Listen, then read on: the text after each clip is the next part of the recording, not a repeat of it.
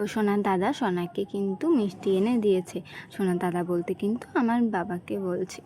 আর হ্যাঁ, আমি জানি যে ছোটো বাচ্চাদের মিষ্টি খেতে নেই, তবে এটা কিন্তু সুগার ফ্রি মিষ্টি।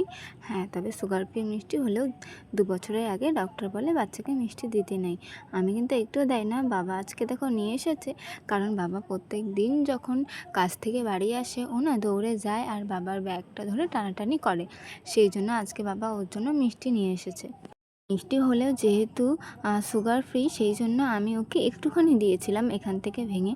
যেহেতু প্যাকেটটা বাবা ওর হাতে এনে ধরিয়ে দিয়েছে, সেই জন্য তো আর কেড়ে নিয়ে নিতে পারিনি।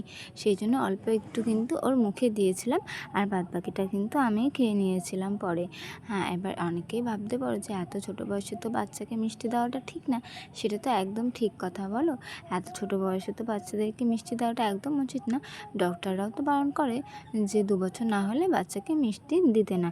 সেই জন্য আমিও কিন্তু দিই না। তবে যেহেতু আজকে বাবা নিয়ে এসেছে অনেক শখ করে, সেই জন্য ওর গালে কিন্তু একটু দিয়েছিলাম। আর সকালে কিন্তু আমি খেয়ে নিয়েছি, এটা ওকে কিন্তু দেয়নি। অনেক ছোট হলেও এখন থেকেই না ও বুঝে গেছে যে খাবার খাওয়াটা কী বলে।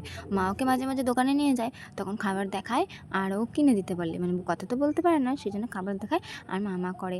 তো অনেক তাড়াতাড়ি বড় হয়ে যাচ্ছে, সেই সঙ্গে সব কিছু শিখেও যাচ্ছে।